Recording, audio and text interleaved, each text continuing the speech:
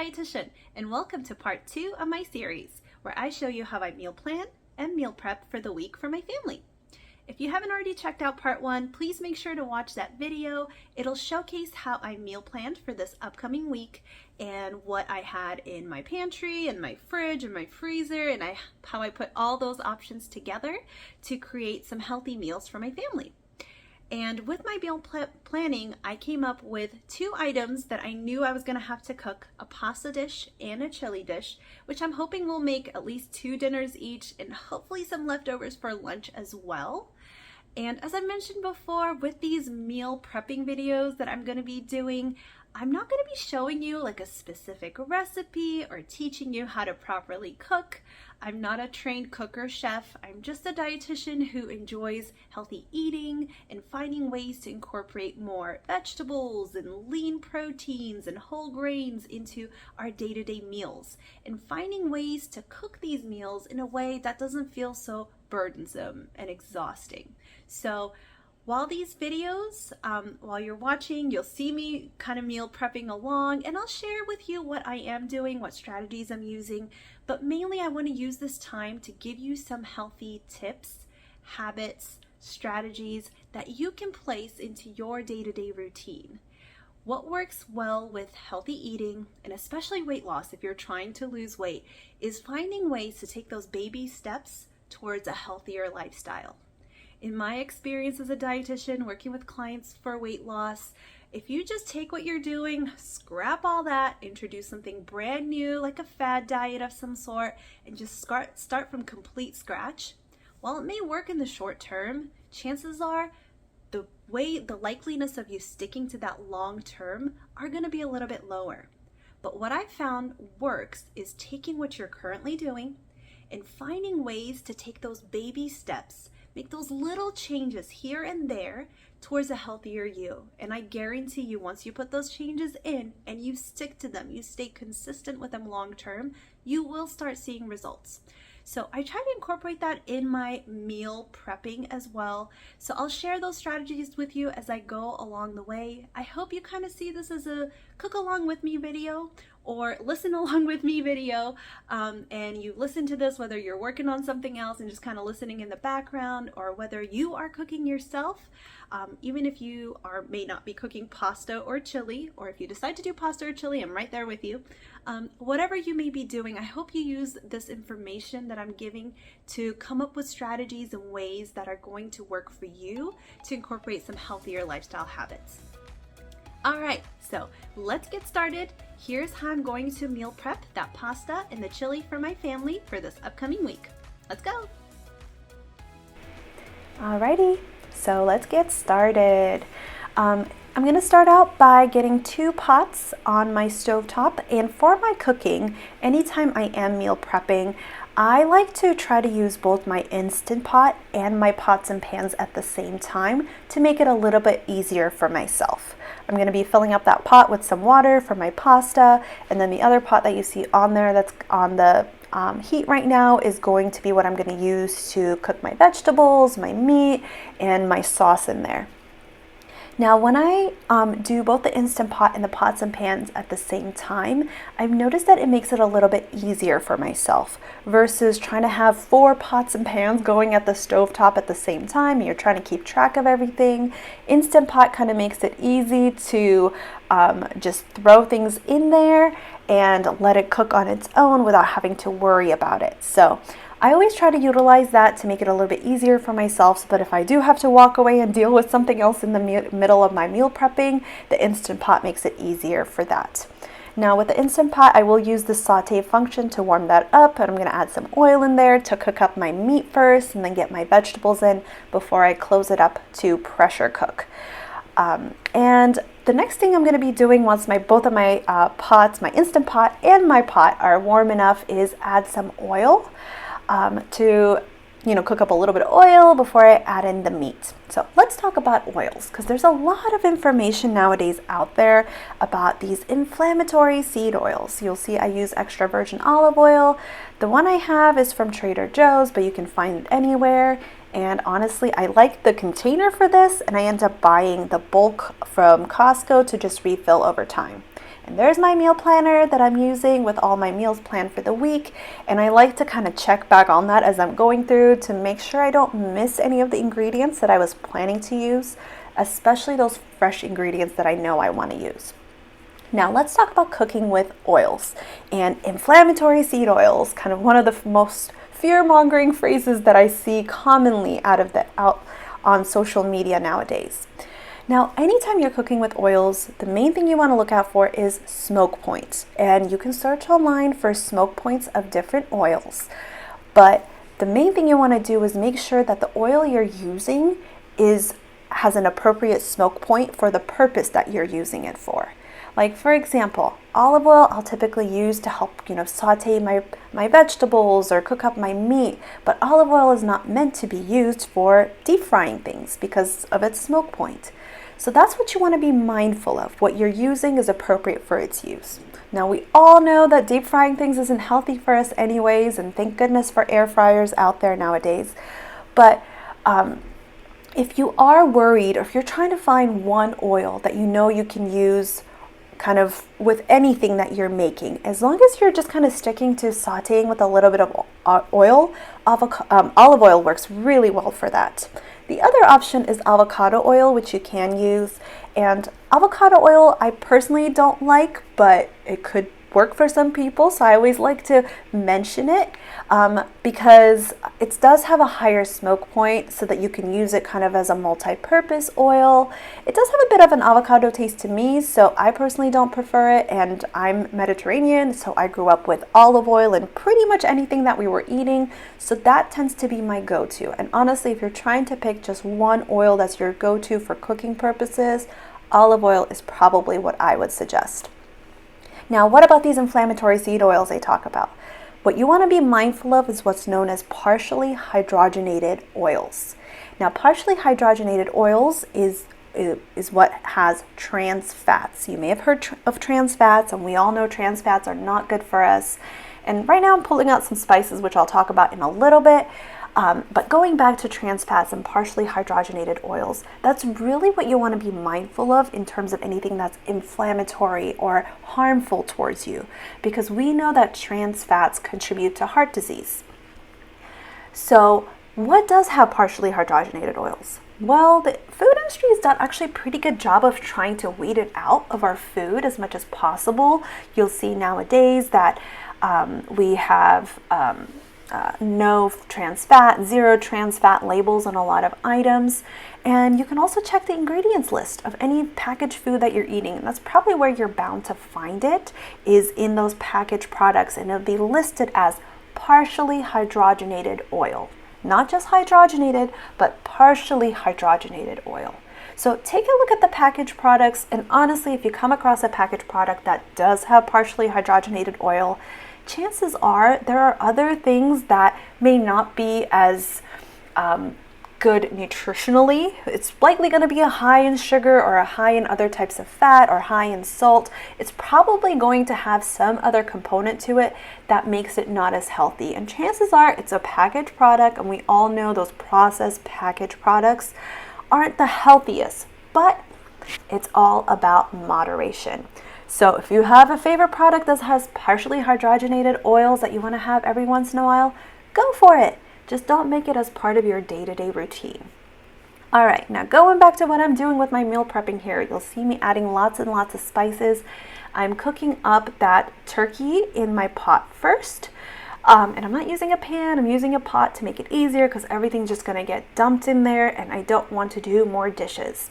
Now, kind of the common spices that I do use in my cooking, and I highly suggest that if you want to cook more at home and you're struggling with trying to figure out what works for you, find the spices that are kind of your go-tos, that you know you can incorporate to anything, and it's going to taste pretty good for you. For us, the ones that I showed, of course, salt and pepper. Garlic powder is a very common one in our household.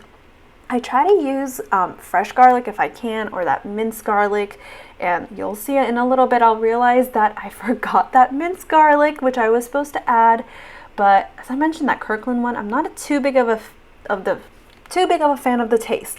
So that's probably why I ended up forgetting it, but I did add a ton of garlic powder in there and will continue to do that. And I do try to flavor along the way without adding too much salt. So that garlic powder I was talking about, Italian seasoning is another one, and then chopped onions. They're dried chopped onion flakes that I get from Costco.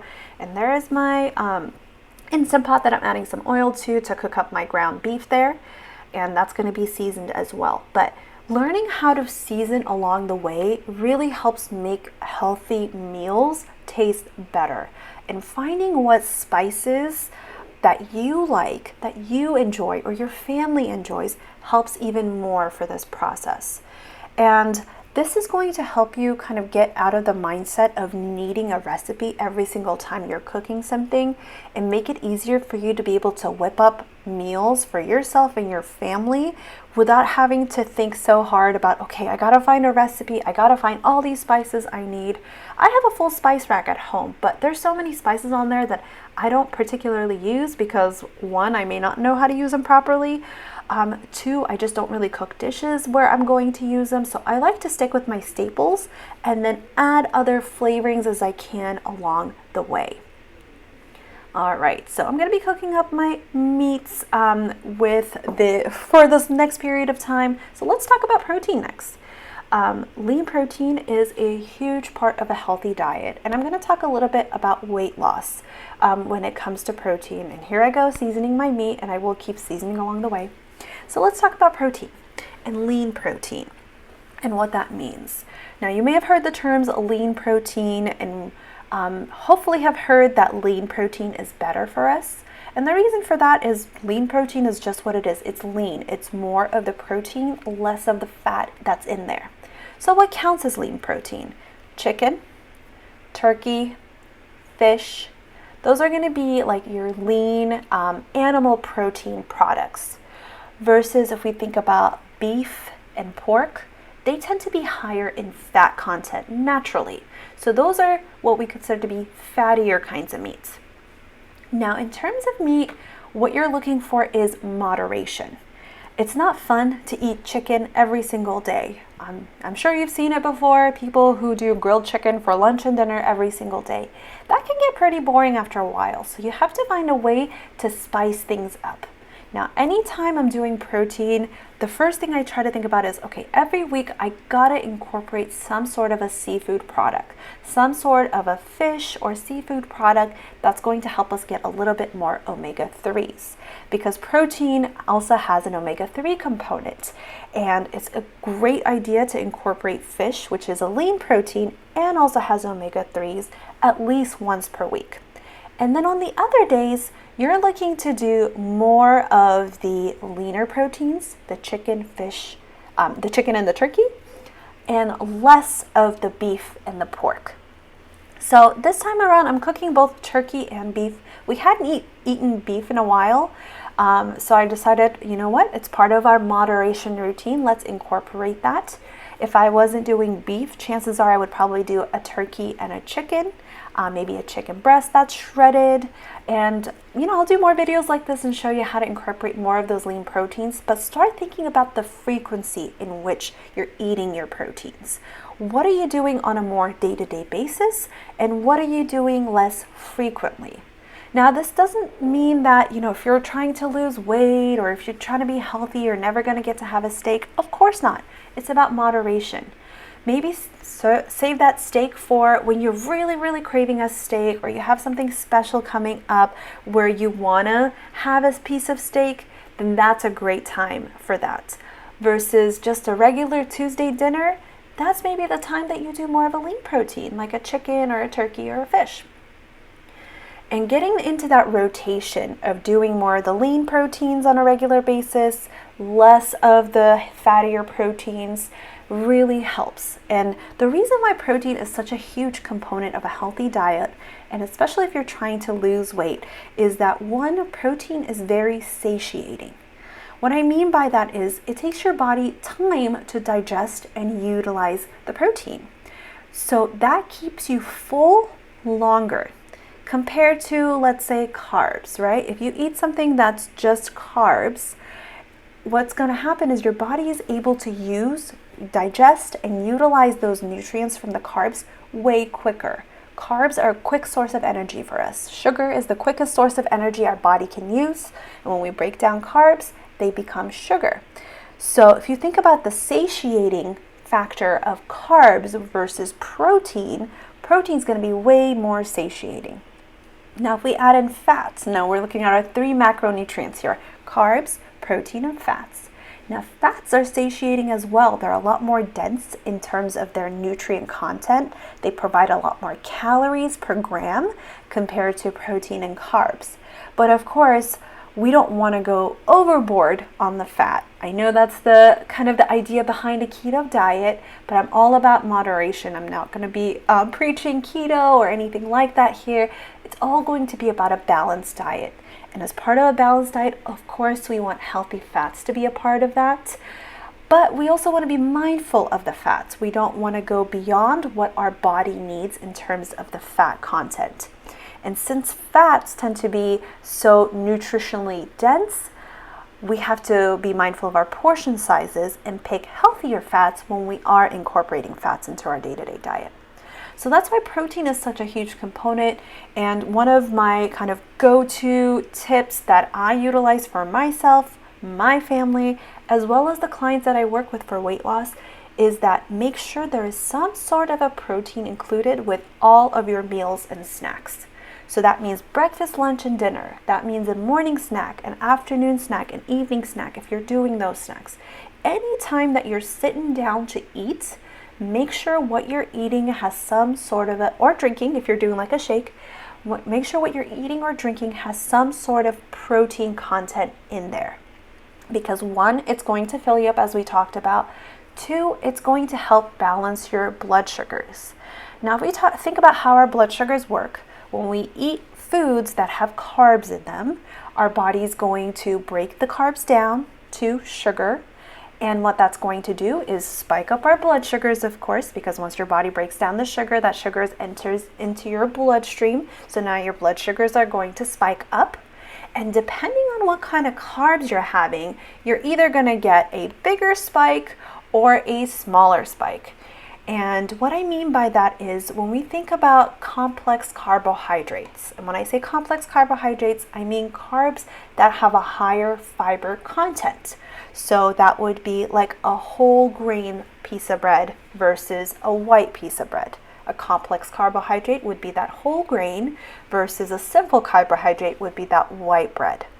When we have complex carbohydrates that have a higher fiber content, it takes our body longer to digest and process those carbs, so the blood sugar spike isn't as high, which is why you'll always hear dietitians talking about increasing whole grains, increasing your fiber content, picking the whole grain option, the whole wheat option, instead of the white option when it comes to your carbs, such as like your breads, your pasta, your rolls, etc.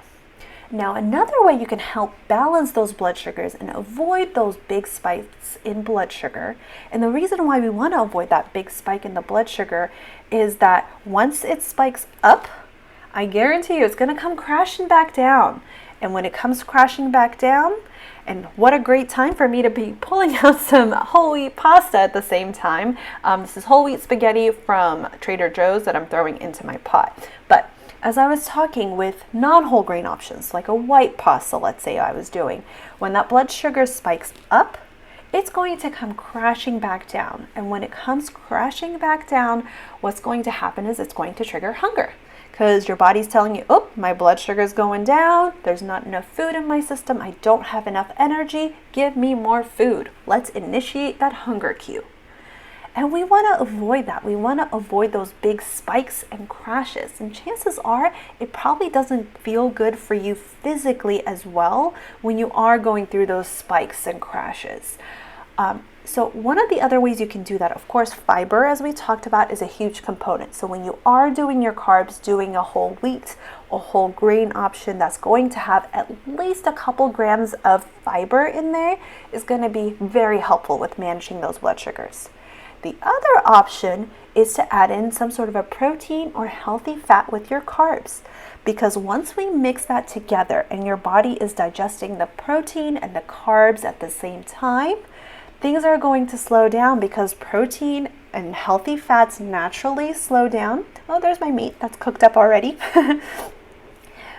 Protein and healthy fats slow down how quickly our body is digesting. They take longer to digest. There's more, it's a lengthier process to digest. So it's going to help help prevent, I guess, that big spike in blood sugars that you would experience otherwise.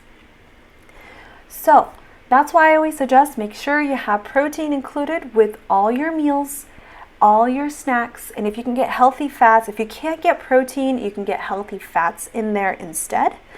And that would help with balancing those blood sugars. Now, next up, I'm going to be adding in my vegetables. There's that vegetable hash that I'm going to add into my pot. So on that note, let's talk a little bit more about vegetables. Now, while I was doing my meal planning, I talked a little bit about this, but anytime I'm cooking, I try to use both fresh and frozen vegetables at the same time. A lot of times you'll see that my dishes will be pretty heavy in the vegetables. If it's a pasta, I want at least 50% vegetables in there if I can get it. Same with the chili, as much vegetable as I can get in there. And as much as I like fresh vegetables and, would love to incorporate all fresh, a couple factors come into play for me personally. And if you relate to this, maybe you'll understand where I'm coming from. One being, while it's great to buy fresh vegetables, in order to save money on buying fresh vegetables, you got to buy them whole, right? It's going to be a lot more cost effective to buy the whole vegetable instead of this chopped up medley that I already have. Now, this is a great convenience product for people like me who may have very busy schedules, who may not have all the time in the world to, chop up a bunch of vegetables and throw them in. This was easy. I just opened the container and dumped it in there. But of course, it's going to be a little bit more costly. So if you're trying to save money, which of course I'm mindful of as well, then you want to do like a whole fresh vegetable that you're going to wash and chop up and prepare on your end to throw it in. And when I have the time for that, I absolutely love doing that. If I know that, I have more time coming up this week, I can buy a couple different zucchinis and bell peppers and chop them up myself and do all fresh veggies in my dish, then I will do it. But sometimes, let's be real, most times, that's not the case for me. And I do need more of a convenience product, just like this vegetable hash. And the other nice part about it is it adds so much variety without having to buy so many different items. I mean, yes, I could buy one zucchini and one bell pepper and one little piece of cauliflower and one little piece of broccoli and make that, but it's just easy for me to buy a mix that's already pre-made. So utilize those convenience items that grocery stores are carrying nowadays to add more vegetables into your food. Now, since cost is an issue, this is where the frozen items really come into play for me. I will always have some sort of a frozen vegetable in my freezer. And there's a Mirepoix going in for my chili. So I had the vegetable hash in the pasta and the Mirepoix in the chili, and another great kind of base vegetable that's already chopped up. I know Trader Joe's even carries just chopped onions, which I have bought before too. This mix has onions and carrots and celery, so it's a nice little medley. But even if you're just trying to save time on chopping up onions, you can buy your onions pre-chopped, either fresh or even in the frozen aisle. I've even bought frozen chopped onions before, and they worked out just fine. I mean, of course, it's not the same as a freshly chopped onion, but once you're cooking it in there and it's just kind of getting mixed in, you really don't notice the difference too much. So utilize both fresh and frozen options out there to be able to increase the vegetable content of your food. And with your dishes, with your lunches and dinners, really what you're going for is about 50% of your plate, about half of your plate to be vegetables, to really create a good balance. So a balanced plate, and you can look up my plate if you are curious and want to learn more about this. this is kind of what's recommended to be a balanced plate, is that you're going to aim for about half of your plate to be vegetables, about a quarter protein, and a quarter carbs. Now, when I say quarter protein, I think quarter protein that's pretty piled on versus the carbs, a quarter of your plate, really just limited to a quarter of your plate. And the reason why I say the protein piled on is I really don't think you can go too wrong with adding in more protein versus adding in more carbs is not going to be the same. But adding in more protein, especially depending on your size and what your nutritional needs are, that quarter protein may not be enough for you. So that might need to be kind of piled on there. But the rest of your plate, that half of your plate, vegetables. And to make it easier on yourself so you're not eating a giant side salad every single day, is to incorporate vegetables into the food you're cooking. Sneak it in there. Whether you need it snuck in because you got people in your family, maybe yourself, that may not enjoy the vegetables and you need it kind of blending in there, whether it's for that purpose or whether because it's just easy to kind of incorporate it in there. Whatever the reasoning may be, adding in vegetables into the dishes that you're already cooking to help increase the vegetable content, and then using kind of side salads to help supplement and get to that 50% of the plate vegetables really helps. So with both of these dishes that I'm doing, you'll see I just popped some cauliflower rice in the microwave. And that's going to go into my chili to add some bulk. And if you think about cauliflower rice and the texture and the appearance of cauliflower rice, it really melts together in a chili with the ground beef without really feeling like you're eating cauliflower rice. And think about that. Be creative about the way that you use vegetables out there. Cauliflower rice is marketed as a rice, and to me that's not appealing as a rice. I've tried doing that once and didn't really have success with it. I think I bumped my head there. Whoopsies. But cauliflower rice I did try as rice, and it's just not the same. It's not the same as regular rice. It does work if you mix it together with some sort of another rice, like a brown rice or a wild rice, to kind of bulk up your rice. Then it's fine taste-wise. But the best way that I've found to kind of use cauliflower rice is just literally cooking it into any sauces or chilies or stews that I'm making. It works in chili. I've actually done it with pasta sauce before too, and it was not too bad. You could even do it to make more of like an Alfredo creamy type of sauce. Cauliflower does add some nice creaminess to that. But finding ways to use vegetables, even if that may not be their intended purpose, to help bulk up your meals really helps. And this is where your flavorings and seasonings and all that is really going to come into play, because if you flavor your food, if you season your food, if you maybe use some sauces that you like, the taste of the vegetable isn't going to feel as strong. I feel like a lot of us have grown up with the idea that, steamed vegetables are the best. You got to have steamed vegetables. That's the best nutritional content. And while that may be true, yes, by steaming vegetables, you do preserve the nutritional content better. If you don't enjoy eating steamed vegetables, what's the point?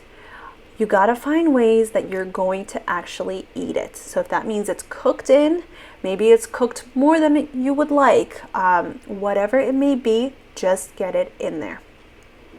Now, I'm going to touch back on the kidney beans that I threw in. I'm mixing in the kidney beans into, you saw I washed them, and they're going to get added to my chili.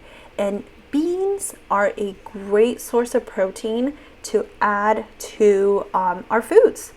And I highly suggest trying to utilize beans whenever you can. And I'm not picky about my beans, and I'm not picky about doing cans. I've tried buying my beans just dried before and trying to cook them up myself. I've even tried in the Instant Pot before, and I can never seem to get the same consistency I'm looking for with canned beans. And honestly, nutritionally, it's such little difference that it's just not worth the hassle for me to get some dried beans and cook them up myself. So instead, what I'll do is just buy some canned beans. Put them in a colander as you saw and wash them thoroughly. When you're washing your beans, you'll notice they'll bubble up. You'll get all these big bubbles. Wash them until all those bubbles are gone, so you get rid of that canning liquid, because that's where a lot of salt can hide. Salt can be a part of the canning liquid that's used to help preserve the canned beans for a long time. And of course, picking canned beans that are either no salt added or low sodium will help cut back on the sodium content as well. But washing up a can of beans and throwing that in with like a chili, of course, you do think about beans when you think chili, but even if it's not that, just being able to throw it into anything that you're eating, where if beans might play a good flavor component, really helps increase the protein content of your food. You can also use beans in the format of dips to help come up with snacks that have a higher protein content. So when we think about beans, of course you could do some sort of a bean dip, but let's talk about some other ones. Chickpeas, for example, are a great legume. Now I'm kind of going into other legumes here, but chickpeas are a great one, and you can use those to make hummus as well, or just buy store-bought hummus if making hummus is not for you. I know it's not for me. I just buy it store-bought, even though I do love making it when I have the time.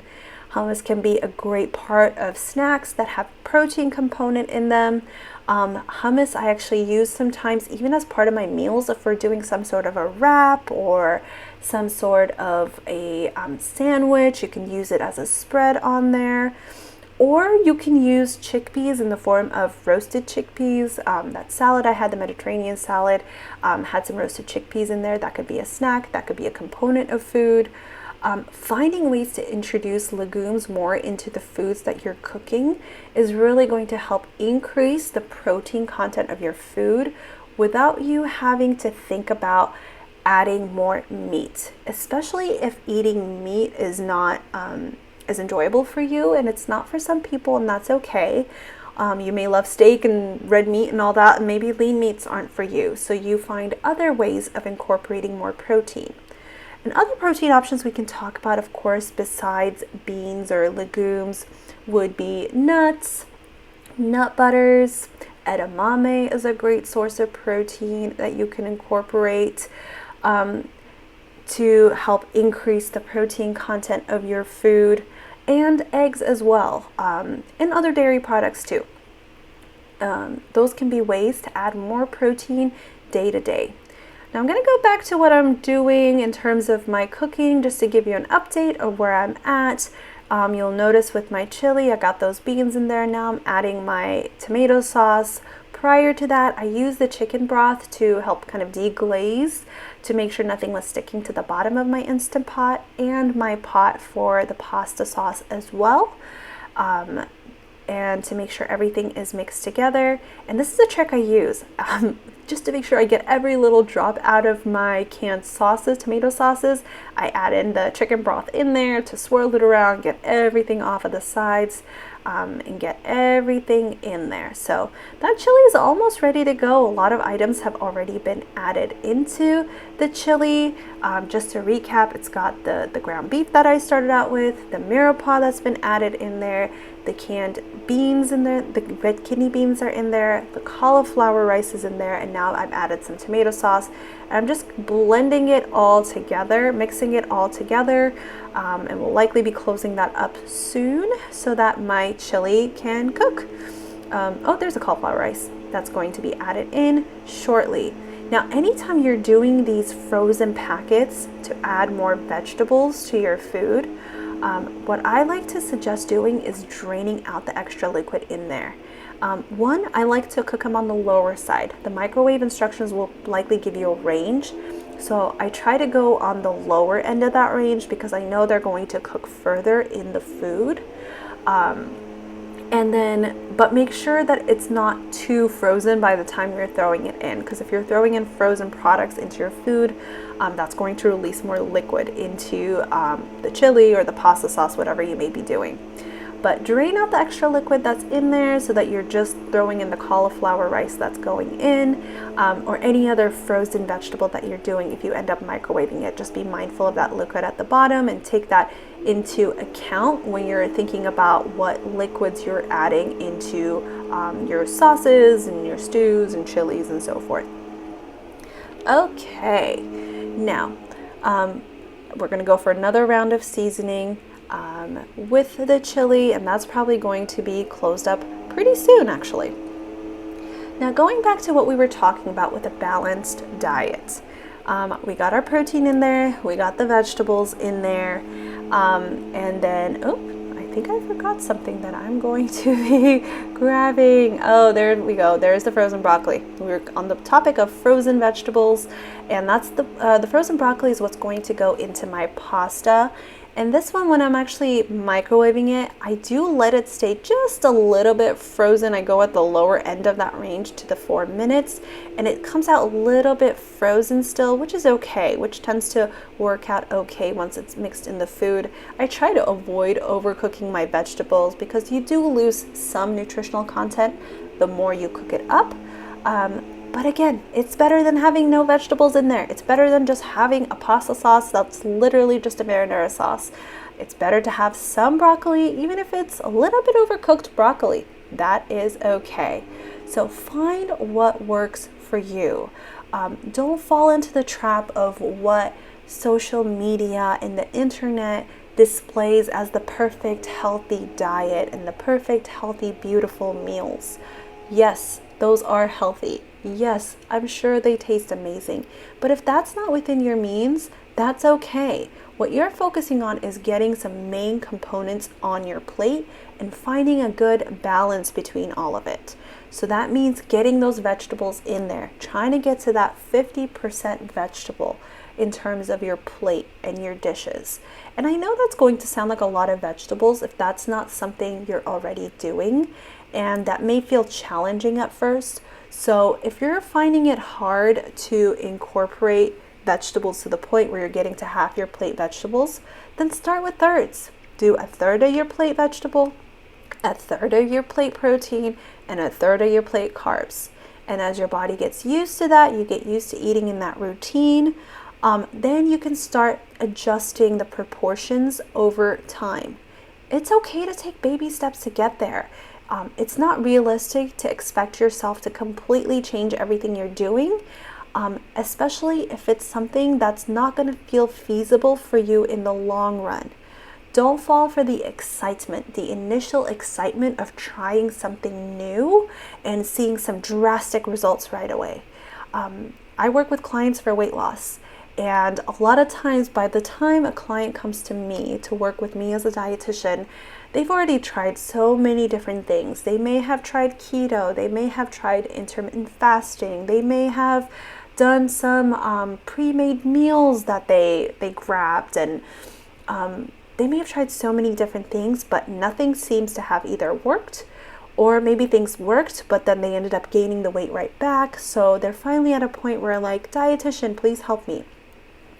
And what I tell all these clients is that, think about it this way. You've tried all these things where you've had to put in a huge amount of investment, not just in terms of money, but in terms of time too. If you think about it, if you decide to go keto, chances are you're going to need to kind of restock your pantry and find all these keto items that you need to buy now. And that's an additional cost.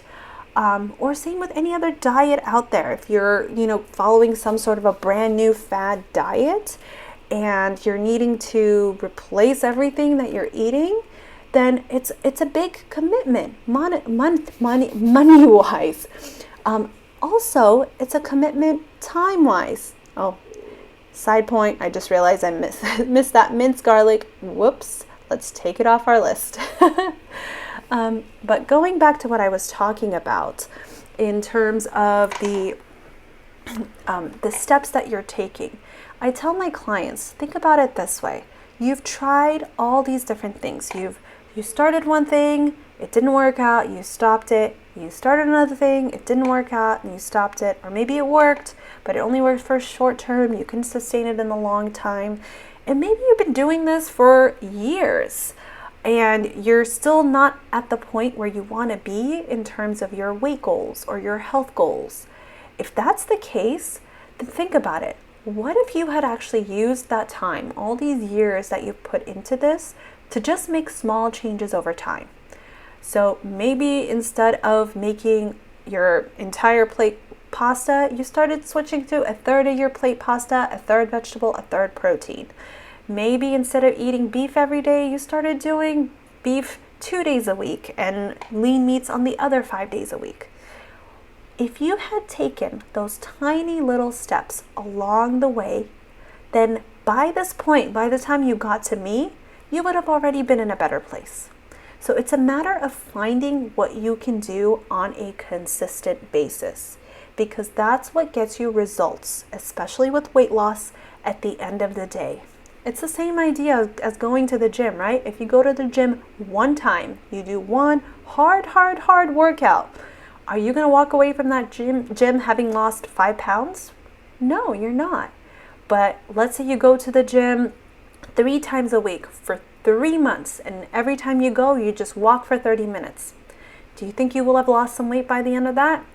Chances are, if you're incorporating other healthy lifestyle habits, yes, you will absolutely see a difference.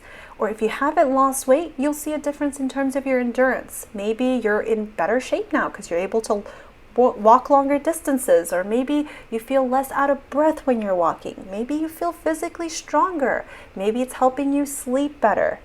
Whatever it may be, these small steps that we take along the way, while they don't give these instant big results that we're looking for, they will help us feel better in the long run. So it's a matter of finding what you can do consistently that really works. So think about that. As you're listening to this, as you're kind of thinking about your day-to-day routine, think about what you can do, what you can change that's going to be a feasible step for you, that you're not going to feel like you're deprived, that you're missing out on something, but that you know is going to be a healthy step for you for the future. Think about those things and start implementing it. And that's what I'm hoping these videos show you as well, as I'm kind of showing you tips and tricks that I'm doing. Maybe that gives you an idea for a baby step you can incorporate yourself. Right now I'm chopping up some broccoli that I microwave that I'm going to be throwing in. Maybe you think to yourself, you know what? That's a great idea. I've never thought of doing that. From now on, I'm going to buy some frozen broccoli, cook it up, chop it up, and throw it into whatever pasta dish I'm making. And that's going to be a part of my life going forward. You start thinking about steps like that, putting those in place and sticking to them in the long run, then you're going to see results. And that doesn't mean that every single time you have pasta from now on, you got to have some, steamed up broccoli in there. Of course not. You're going to have some special occasions where maybe you're going to go to a restaurant and have a delicious pasta dish that may not be healthy, but that's okay. That's going to be part of your moderation and a balanced lifestyle that you can incorporate. So giving yourself that flexibility for when you need it. It's all a mindset. Making sure that you don't put yourself in a position where you feel deprived, like you're missing out on something. We're not adding broccoli so you miss out on delicious pasta. We're adding broccoli because it helps increase the vegetable and nutritional content of our food. And when we steam it like this, chop it up small and throw it in, the taste, if you don't enjoy the taste of broccoli, may not be as big of a factor, a deterrent for consuming this on a regular basis. And if broccoli isn't it for you, maybe it's the cauliflower rice that gave you an idea, maybe it's the other, chopped up vegetables that I added in there that gave you an idea. Whatever it may be, take a look at the little things that I'm doing and see if that's something you can incorporate in your day-to-day to help take the steps towards a healthier lifestyle. I didn't get to this point in life by scratching everything I'm doing and kind of doing what you're seeing now. This really was a process along the way. And I've had my ups and downs, and I've had phases in my life where I had to lose weight. I've had phases in my life where I've maintained weight. And I've tried different strategies. I've done intermittent fasting before. and actually lost some weight with that short term, but found out it didn't work for me long term. And I can talk further about that. If you're interested in learning more about it, feel free to comment below, and I can make another video talking about intermittent fasting and how it worked for me short term to kind of kickstart my weight loss journey.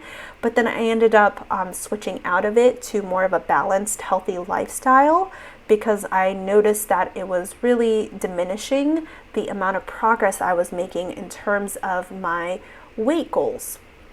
And trying to find that balanced diet where I don't feel deprived. And I think deprivation is a huge part of what people struggle with in terms of willpower. And willpower is something that I try not to focus on as much, because it's not a matter of our willpower. It's not a matter of stopping ourselves from doing bad things or making bad choices when it comes to healthy eating. Instead of focusing on that, instead of focusing on our willpower, what we're capable of doing in terms of limiting ourselves, let's focus on what we can do to help improve ourselves. And that's the positive approach that I try to put into my day-to-day life, this moderation, balanced lifestyle that I try to practice. Because a lot of fad diets out there have some sort of a willpower or deprivation component to it. Intermittent fasting included in this, because think about it, you have to have willpower to stop yourself from eating at those times when you're not allowed to eat as part of intermittent fasting. And it's a restrictive diet. You have a certain time frame in which you can eat. And while those types of diets can be helpful to kind of kickstart and, do a quick change, they're usually not sustainable in the long term. Just because after a while, we start looking at benefit versus what we're giving up. And with weight loss that you're going to sustain, the amount of weight that comes off is going to be slow. What's considered to be normal weight loss is about 1 to 2 pounds a week. So in the grand scheme of things, that's not a lot. So if, let's say, you're trying to lose 20 pounds, we're looking at 1 to 2 pounds a week. That's a couple month process. That's not an instant, I'm going to drop 20 pounds in 1 to 2 months kind of a thing. That's going to be a long-term commitment. And a lot of us struggle with that. We want that instant gratification. We want to just work really hard and try really hard for a short term and get the results we want and then just relax. But that's not what healthy eating is. That's not what weight loss is. That's not what weight maintenance is. You really need to start thinking about it as a lifestyle change, because no matter how effective your diet may be at losing the weight, if that lifestyle change isn't there, if you're not practicing healthy lifestyle habits on a day-to-day basis, the weight that you lost will likely come back. Unfortunately, it's kind of a harsh truth sometimes. We can't expect to eat fast food every day, go on a diet for 2 months, lose all that weight, and then go back to eating fast food every day.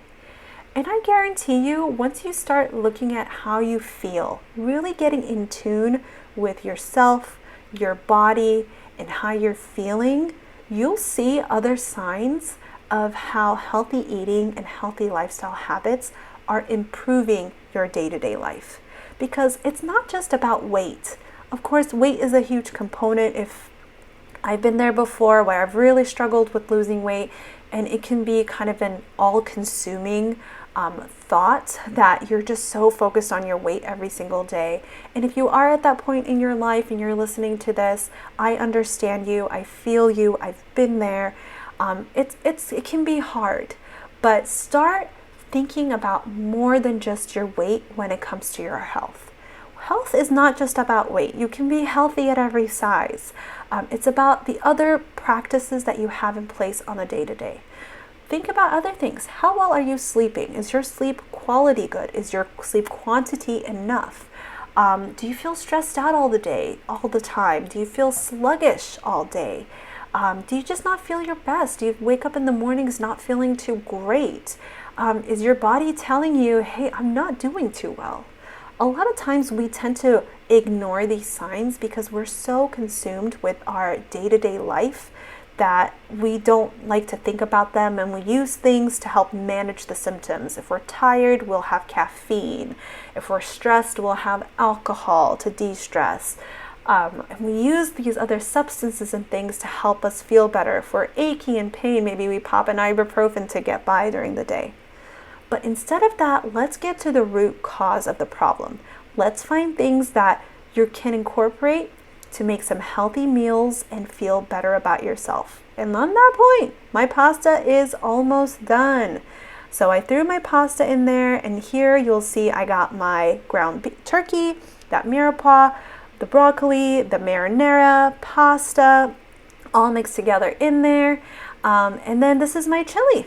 And that cooked up as well with that ground beef, the beans, the Mirepoix in there, and the cauliflower rice to create a delicious dish, hopefully. And I'll show you in a little bit about how much I actually ended up getting out of both of these cooking sessions. There we go. We got 2 large containers and 2 medium-sized containers. This will definitely be enough for at least 2 meals for us. So to me, this was a successful meal plan. I came up with, I ended up producing 2 dishes that I know is going to last us during the week for some dinners and some leftovers for lunch. And throughout this process, I hope you enjoyed the information that I shared, along some healthy habits and tips that you can hopefully incorporate into your day-to-day lives. But here's my meal plan prepping. Hope you enjoyed it. Thank you for watching. Stay tuned for part 3 of the series, where I will show you the final reveal, how all this meal planning and prepping turned out with the meals for the week. You'll get to see videos of my meals, and I'll have some bonus videos in there for my toddler's meal as well, in case you are interested in seeing how I'm serving him the food that we're eating as well. And you'll also get to see if I had to make any adjustments along the way, if anything came up in our day-to-day lives where maybe what I planned didn't work out the way I intended, or something else came up, and how I navigated that as a dietitian. And that's a perfectly normal part of everyday life. We can try to plan and prep in advance as much as possible, but you never know. Sickness can happen, plans can change. It's always good to have strategies and ideas in place that are going to give you easy outs, easy alternatives to what you had planned, that are going to be meals and snacks that are going to be just as healthy as what you had initially in mind. So I'll show you how I did all that for this upcoming week of meals. Thank you again for watching. Please like and subscribe to help my channel grow, and stay tuned for that part 3 video. Thanks again. Have a great day.